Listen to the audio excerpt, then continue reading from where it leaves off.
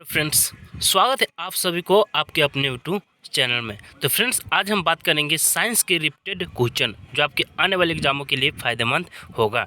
ठीक है फ्रेंड्स, तो चलिए शुरुआत करते हैं। प्रथम क्वेश्चन है, निम्नलिखित में से कौन वास्तविक मछली है? निम्नलिखित में से कौन वास्तविक मछली है? तो आपका सही आंसर हो जाएगा ऑप्शन ए, फ्लाइंग फिश एक वास्तविक मछली है। ठीक है, आपका अगला सवाल है, अवसरंग तरंगों की आवृत्ति कितना होता है? अवसरंग तरंगों की आवृत्ति कितना होता है? कितना होता है? तो 20 हर्ट्ज से कम होता है, यानी ऑप्शन ए आपका सही हो जाएगा। और फ्रेंड्स, अगर आपसे पूछ दिया जाए कि प्रस्रव्य तरंगों की आवृत्ति कितना होता है, तो प्रस्रव्य तरंग की आवृत्ति 20,000 हर्ट्ज से अधिक होता है। ठीक है, आपका अगला सवाल है, कोई साइकिल सवार किसी मोड़ में घूमता है तो वह किस ओर झुकता है? कोई साइकिल सवार किसी मोड़ में घूमता है तो वह किस ओर झुकता है? तो आपका सही आंसर हो जाएगा ऑप्शन बी, अंदर की ओर झुकता है। आपका अगला सवाल है, परमाणु की प्रभावित त्रिज्या कितनी होती है? परमाणु की प्रभावित त्रिज्या कितनी होती है? कितनी होती है? तो आपका सही आंसर हो जाएगा ऑप्शन बी, 10 के पावर -10 मीटर होता है। आपका अगला सवाल है, सूर्य के द्वारा विकसित ऊर्जा का कारण है? सूर्य के द्वारा कौन सी ऊर्जा प्राप्त होती है? तो कौन सी ऊर्जा होती है? तो नाभिकीय संलयन होती है, यानी ऑप्शन बी आपका राइट आंसर है। ठीक है फ्रेंड्स, और फ्रेंड्स, अगर आपको वीडियो पसंद आए तो वीडियो को लाइक और कमेंट कीजिएगा और अपने दोस्तों के साथ शेयर भी कीजिएगा। ठीक है, आपका अगला सवाल है, और फ्रेंड्स, जितने भी क्वेश्चन सारा very very must important question है। ठीक है, आपके एग्जाम लेवल से सिलेक्टेड क्वेश्चन है। आपका अगला सवाल है, भारत में सर्वप्रथम दिखाई देने वाला कंप्यूटर वायरस कौन है? भारत में सर्वप्रथम दिखाई देने वाला कंप्यूटर वायरस कौन है? तो कौन है? तो आपका सही आंसर हो जाएगा ऑप्शन ए, सी ब्रेन आपका दिखाई देने वाला प्रथम कंप्यूटर वायरस है। आपका अगला सवाल है, नाड़ी दर कहाँ से मापा जाता है? नाड़ी दर कहाँ से मापा जाता है? तो कहाँ से मापा जाता है? तो ऑप्शन बी, धमनी से मापा जाता है नाड़ी दर। आपका अगला सवाल है, शरीर के आंतरिक अंगों का परीक्षण किस उपकरण के द्वारा किया जाता है? शरीर के आंतरिक अंगों का परीक्षण किस अंगों के द्वारा किया जाता है? किस अंगों के द्वारा किया जाता है? तो एंडोस्कोप के द्वारा किया जाता है। ऑप्शन ए आपका राइट आंसर हो जाएगा। आपका अगला सवाल है, कौन सी बीमारी बैक्टीरियल संक्रमण के कारण होती है? कौन सी बीमारी बैक्टीरियल संक्रमण के कारण होती है? तो कौन सी होती है? तो कुष्ठ रोग जो होती है वो बैक्टीरियल संक्रमण के कारण होती है, यानी ऑप्शन सी आपका राइट आंसर हो जाएगा।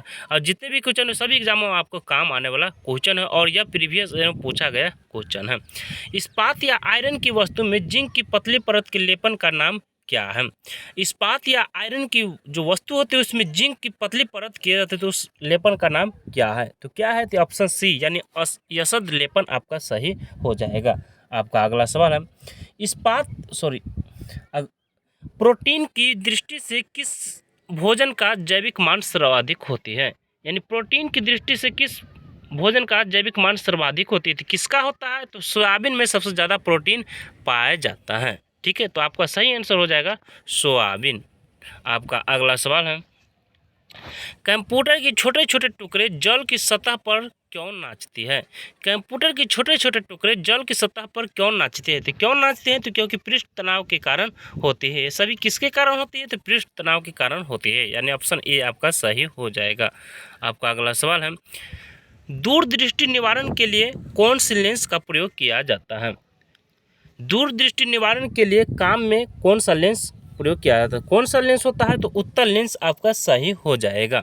और निकट दृष्टि दोष पूछ दिया जाए तो निकट दृष्टि दोष के निवारण के लिए आपका अवतल लेंस का प्रयोग किया जाता है। और उत्तल लेंस का दूसरा नाम क्या है? अभिसारी लेंस है, और अवतल लेंस का दूसरा नाम अपसारी लेंस है। ठीक है, तो ये सभी आप याद रखेंगे। अगला सवाल है, किस धातु की कमी हो जाने से त्वचा पर खरोंच जैसी दिखने लगती है? किस धातु की कमी हो जाने से त्वचा पर खरोंच जैसी दिखने लगती है? किस धातु की कमी से? तो जस्ता की कमी से त्वचा पर खरोंच जैसी दिखाई देती है। आपका अगला सवाल है, स्त्रियों की नसबंदी को क्या कहा जाता है? स्त्रियों की नसबंदी को क्या कहा जाता है? तो क्या कहा जाता है? तो ट्यूबेक्टोमी कहा जाता है, यानी ऑप्शन बी आपका सही हो जाएगा। स्त्रियों की नसबंदी को ट्यूबेक्टोमी कहा जाता है। और फ्रेंड्स, अगर आपसे पूछ दिया जाए कि पुरुषों की नसबंदी को क्या कहा जाता है? तो पुरुषों की नसबंदी को वैसेक्टोमी कहा जाता है। ठीक है, आपका अगला सवाल है, गहरे तले हुए खाद्य पदार्थ कैंसरजनक होते हैं क्योंकि उनमें किसकी प्रचुरता होती है? गहरे तले हुए खाद्य पदार्थ कैंसरजनक होते हैं क्योंकि उसमें किसकी प्रचुरता होती है? किसकी प्रचुरता होती है? तो निकोटीन की प्रचुरता होती है। और फ्रेंड्स, अगर आपसे पूछ दिया जाए कि तंबाकू में किसकी प्रचुरता होती है? तो निकोटीन पाया जाता है। ठीक है, न्यूटन का द्वितीय नियम क्या है? न्यूटन का द्वितीय नियम क्या है? तो न्यूटन का द्वितीय नियम त्वरण का नियम है। अगर आपसे पूछ दिया जाए कि न्यूटन का प्रथम नियम क्या है? तो न्यूटन का प्रथम नियम जड़त्व का नियम है। और न्यूटन का तृतीय नियम क्रिया प्रतिक्रिया का नियम है। ठीक है, आपका अगला सवाल है, पुरुषों की अपेक्षा महिलाओं की आवाज़ अधिक तीक्ष्ण होती है क्योंकि महिलाओं का आवाज़ का क्या है? तो महिलाओं की आवाज़ में क्या होती है? तारत्व कम होती है। ठीक है, महिलाओं की आवाज़ में तारत्व कम होती है। ठीक है, यानी ऑप्शन सी आपका राइट हो जाएगा। आपका अगला सवाल है, निम्नतापी इंजनों का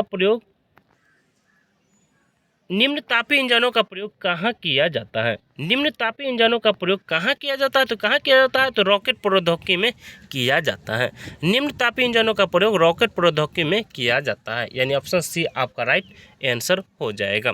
ठीक है फ्रेंड्स, तो फ्रेंड्स ये क्वेश्चन जो आपके सभी एग्जामों में काम आने वाला क्वेश्चन है और ये प्रीवियस ईयर में बहुत बार पूछा गया क्वेश्चन है। ठीक है फ्रेंड्स, तो फ्रेंड्स और इसी तरह के वीडियो आप चाहते हैं तो आप कमेंट के माध्यम से बता सकते हैं, तो मैं इसी तरह के वीडियो आपके लिए प्रोवाइड कर सकता हूं जो आपके एग्जामों में हेल्प कर सके। ठीक है, तो आज की वीडियो में इतना ही, तब तक के लिए जय हिंद जय भारत।